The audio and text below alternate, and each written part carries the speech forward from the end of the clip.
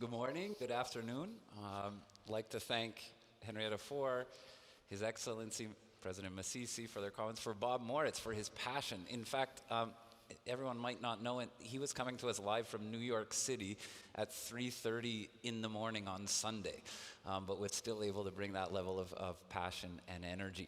What we want to do in this session now is to really dive into what is this public-private youth partnership? What does that actually look like, feel like, when you bring it to life on the ground? We have an exceptional group, again, of corporate leaders here, young people, to help us explore further. So let me introduce the panelists, and then we will get right into this. First, we have Andrea Rames, a young ed tech entrepreneur from Mexico. Welcome, Andrea. Thank you.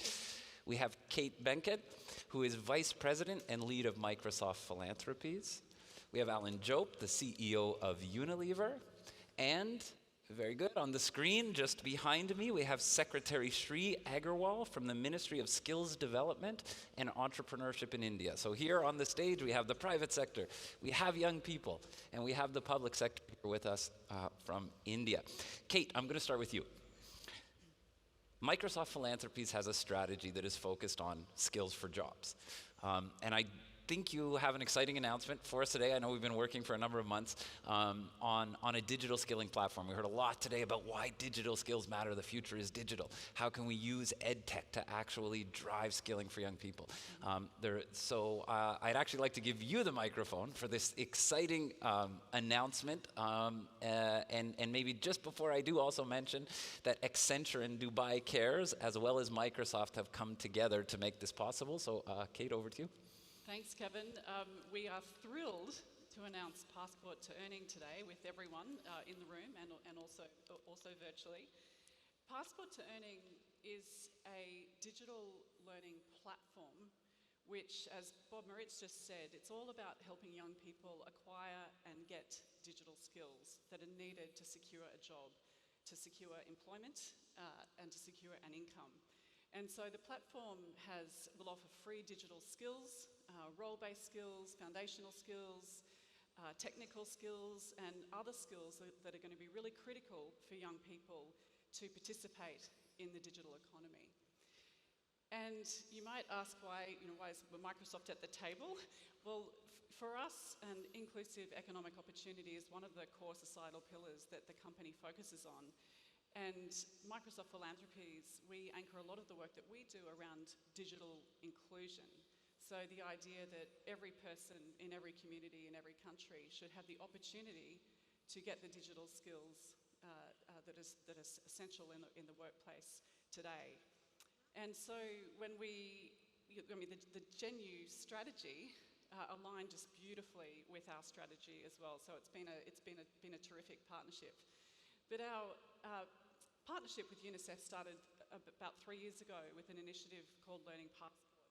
And that's a platform, it was an initiative to help young people, displaced people, refugees, young people on the move, continue their education. The idea being that if young people are on the move, their education should be on the move with them. And we learnt a lot from that initiative and the partnership with UNICEF, and just saw how technology can be really transformative in helping to connect and engage learners. And so we were very pleased to be able to partner with UNICEF to co-create Passport to Earning, and thrilled that Accenture and Dubai Cares have joined the effort as well. But I will say to achieve the reach and the scale that is both needed and that we want, we're really hoping that other stakeholders in both the private sector and the public sector join this effort and leverage this platform and bring their own content and curriculum and certifications and funding to help reach more young people all around the world.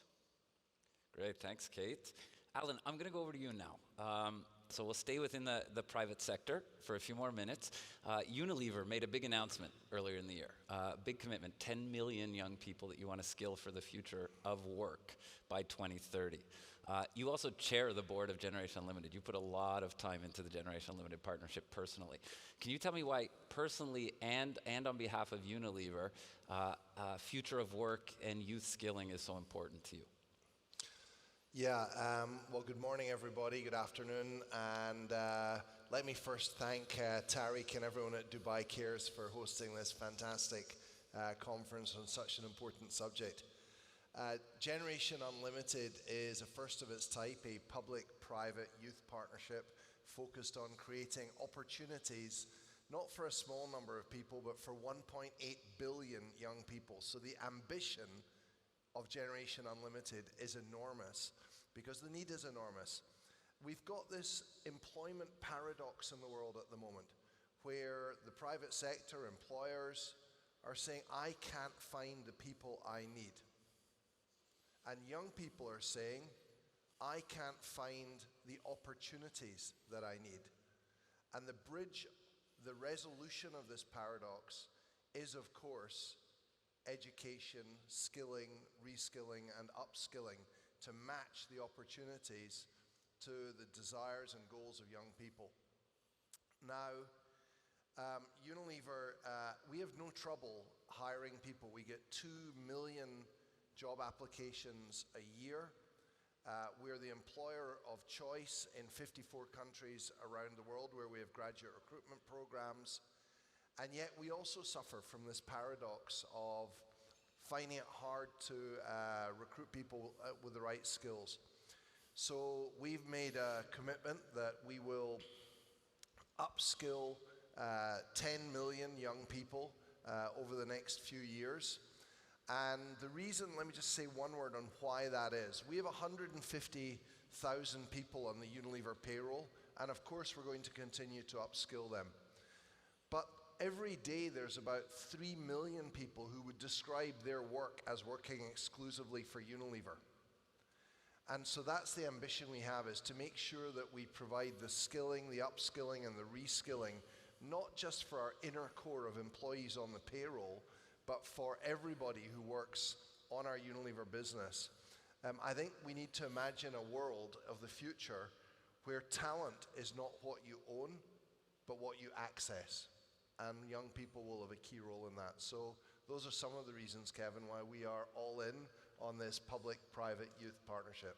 Great, thanks, Alan. We're going to go to Andrea now. So the theme of the day is youth, and you are our first youth speaker of the day, an accomplished young person, an EdTech entrepreneur. One of the hypotheses of Generation Unlimited is that youth need to be in the middle of the conversation. So Andrea, we just heard a President of Botswana. We have leaders of some of the world's biggest organizations, Microsoft, Unilever, PwC, the secretary from India here. And here you are on the stage. So tell us why, when we are trying to design solutions for youth, that young people need to be at the table and not just being heard, but being co-creators. Yeah, absolutely. Thank you, Kevin. Well, I would say let's begin with, if we're going to be the end users, we need to be there. We know better than anyone else what do we need, what do we want, and we need to think about ourselves as partners. We're here all together trying to find solutions. You know, we need to sit down, discuss, and if, employers and other companies want to hire us, well, if you want to teach us something, it should be the other way around as well. We can teach you something all together, and we can all build together some solutions that are sustainable, that everybody can participate in there. Thank you, Andrea. Okay, we are now going to go to the secretary on the screen, Secretary Agarwal, coming to us from Delhi, I believe, where you are the Minister of Skill Development and Entrepreneurship. There are over 300 million young people in your country. We heard Alan and Kate talk about scale. There's no path to scale that doesn't require deep partnership with the public sector, with governments. As you look at the skilling landscape for young people in India, can you tell us about some of the opportunities, some of the gaps, and we've heard a lot about digital today. What role can digital and tech play in addressing some of those gaps and opportunities? Okay, thanks, Kevin. India is a demographically young nation, which is a great challenge as well as opportunity. This sector involves a lot of stakeholders: youth, parents, employers, teachers, schools, content creators, assessors, and job, apprenticeship, and scholarship opportunities. However, there is massive information asymmetry. uh, in matching these needs, matching the standards required. So we are creating a set of digital protocols and APIs, which is equivalent to our famous UPI, Unified Payment Interface, to tackle this information asymmetry. And we are creating trust, payments, and discovery layers. And we are putting this in open domain, in public domain as open source solutions. And you have to pardon the background noises. I am sitting in a garden. So, and on use of tech, COVID has massively scaled up use of digital and hybrid teaching, learning, and reskilling. As the global norm now, in India also now most of skill courses are available in hybrid, online and offline. Also, coding and emerging new tech areas like IoT, drones, electric vehicles, etc. They are seeing a lot of government and private efforts and funding. So the use of tech in skills and skilling for tech. These are the need of the hour, and a lot of effort is going into this. Thank you. Thank you, Secretary. Kate, I would like to come back to you now. For those of us who've spent a fair amount of time in their careers in civil society, in the public sector, we often look to the private sector and see checkbooks. We think of you as potential funders. But as we move forward in much deeper partnerships, as we were hearing from Bob, business is a much bigger part of the solution, especially when you're talking about young people, jobs, and skills. And I think Passport to Earning is a great example of this. Yes, there's the financing and the funding, but arguably equally as important, or maybe even more important, are the other things that business can bring to the table. Can you talk to us a little bit about why real partnership with the corporate world requires going beyond just financing? Sure. I mean, funding is of course really important, but when we think about partnerships, we think about what is it that Microsoft can uniquely bring to the table. And for Passport to Earning, it was our skilling content, curriculum, certifications, the expertise that we had in partnering with governments in some emerging markets on skilling initiatives. And I think that's if all stakeholders, from the private sector or public, really lean into their unique strengths, I think that's most important. I mean, collaboration is so essential. These issues are simply way too big for any one company or one industry or one sector to deal with alone. So it's important that everybody brings their unique strengths to the table. And I love there's a quote that Mastercard said once that I really love, and it's, if you want to go wide, you go with government. If you want to go deep, you go with NGOs and academic organisations. If you want to go fast, you go with private sector. And if you want to go far, you go together. And I think that's one of the principles that has really underpinned Generation Unlimited and is certainly underpinning Passport to Earning. Great, thanks, Kate. Alan, I'm going to come over to you now. I think, sometimes we get caught up thinking that skilling is somehow an end in itself. Well, we got the young person certified, we did our job. But actually, it's a means to an end. So skilling young people is actually meant to end in a job. Unilever has come up with something called Frontline Academy, which we're working now on integrating into Passport to Earning, which actually, and this happens in the thousands and thousands, the numbers, when you complete the course, you actually get a job. There's jobs at the end, so going beyond skilling to actually guaranteeing jobs. Can you introduce us a little bit to this idea and what you're doing with Frontline Academy at Unilever? Sure. It's not a very complicated idea. We've branded this thing the Frontline Academy because we're piloting it on our frontline sales jobs, where we will bring people into the organization. We'll give them a number of weeks of experience, classroom learning, online learning, on-the-job learning, and mentoring. And at the end of it, many of them will become Unilever employees, and many of them will move on and take those skills and apply them elsewhere, either as entrepreneurs or elsewhere in the private sector. But I think the real beauty is that we will now fold Passport to Earning, partnering with Microsoft as part of that program. We will work with Generation Unlimited to drive this into many, many more countries, and I hope into many more companies. And so again, it's just a simple example of where we have a win-win situation. Unilever gets better talent by training up front. We make more talent available in the marketplace, and it's collaboration across public, private, and youth participants. So it is a great example of Generation Unlimited in action, a public-private youth partnership. Oh, that's great, Alan. And the other thing that we're starting to see emerge at Generation Unlimited is actually even just within that private sector coming together. And sometimes we see corporates that compete out there in the real world come together around youth skilling, which is really fantastic to see. Kate, Alan, I'm going to stay with you just for a second because there's young people tuning in online. There's young people here today. Both of your firms have done a lot of work on what the future of work looks like. We talk about skilling and the future of work, but we haven't actually talked about what those skills are. Microsoft owns LinkedIn. You have a lot of data on this. Can you quickly just introduce us, for all the young people who are thinking about their futures, what kind of skills do you think they should be focusing on? Maybe we'll start with you, Kate, and then we'll go over to Alan. Sure. Well, digital skills are just essential. I mean, I think almost every job today and certainly in the future is going to be a tech-enabled role and will require some level of digital fluency. So I think it's critical for young people to focus on obtaining digital skills.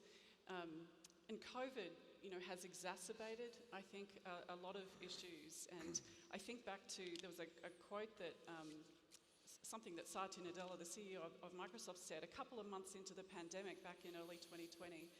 And he said there's been 2 years of digital transformation in 2 months. And that has just continued. And the world was really disrupted. People were out of work. One of the things we did at that time was to embark on a global skills initiative to reach 25 million people was the goal. And today we're at 54 million people have accessed the digital skills training. And what does that tell us? It tells us that there's a huge appetite for people to reskill and to upskill. And we need to help bring those digital skills and all the skills that you need to secure a job. And I just absolutely love that one of the key parts of Gen U is having youth at the table to actually help advise us on what's needed and how to provide it. Great. Alan. Maybe just 2 paradigms. We believe the future of work will be very different from the history of work.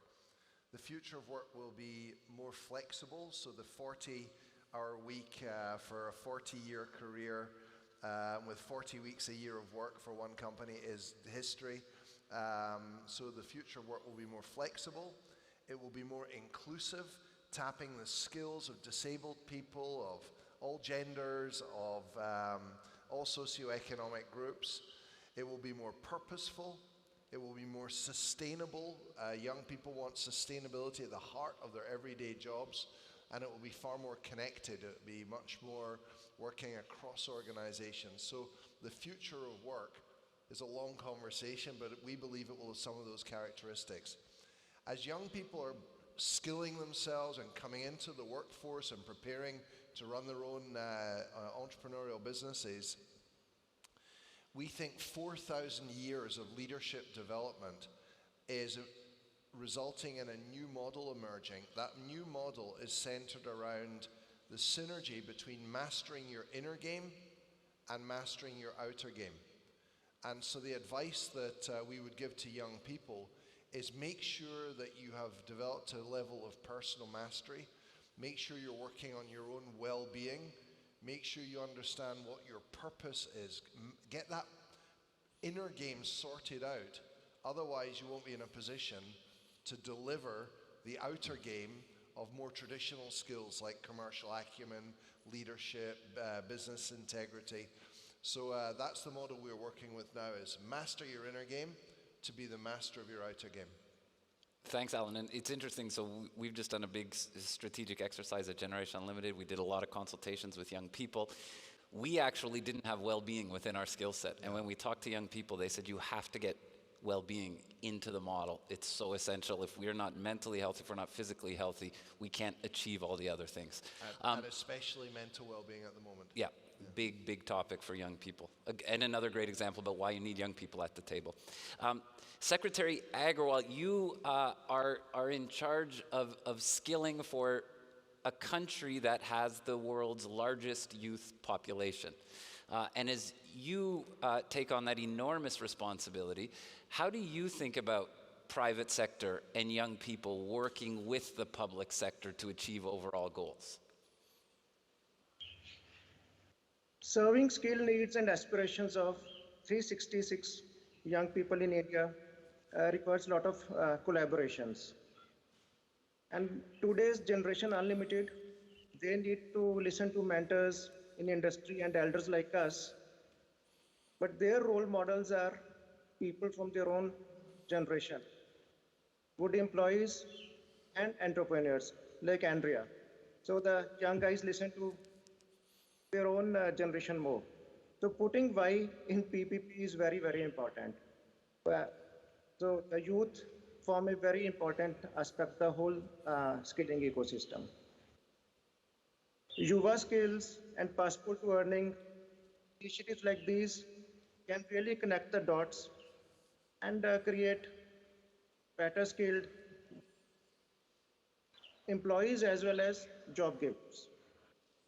So my ministry would be very, very happy to forge, initiate meaningful relationships with all such networks. And today I'm truly happy to be part of this event and see new initiatives being launched. And though I could only participate virtually, I thank the organizers, and it has been very meaningful insights to the all these initiatives. Thank you so much. Thank you, Secretary. And thank you to all the panelists. This has been a great session, but I want to actually give, and I think it's the right thing to do here, the final word, the last word to Andrea, our young person here on the stage. As you look out the room and who's online, we have civil society leaders, we have leaders of some of the world's largest companies, we have young people. So you have a chance to speak to them on behalf of young people. What is it that young people want from governments, from corporations, when it comes to the question of skills, future of work, and employment? Well, thanks, Kevin. There's so many things we want. But if we have to sum it up after doing so much consultation with them, it's basically understand and sit down and feel that we're partners. We're building things together, that we're actually being heard and being represented as peers. It's not a hierarchical situation anymore. Besides that, we need to stop working in silos. That's the most important thing we need to start doing. And also, if there are opportunities where we are able to skill ourselves, where we're able to learn, we need to know about them. Because, for example, opportunities as the one there's Unilever or Microsoft are offering right now, they're not necessarily out there in the map. And if they do exist, people don't necessarily know about it. So if you're not able to know that, how are you going to be able to get a job afterwards? If people actually know about it, they're going to be able to get that job they actually want to get. And we are able to break that horrible paradigm that I always talk about with people. In order to get a job, you need experience. But without experience, you're not able to get a job. Thank you. Thanks, Andrea. So I think it's a great note to end, and I think true to the spirit of the PPYP, I'm going to make sure that you have the last word. So I would just like to thank panelists, and we can wrap this session up. I hope it was useful for everybody who was here. As Kate said, if there are partners out there looking for digital skilling opportunities, we have this great platform now. We're looking for partners from private sector, public sector, as we really take this solution to scale. So you can find me anytime over the next 3 days if you'd like to learn more. Thank you very much. Thank you. Thanks.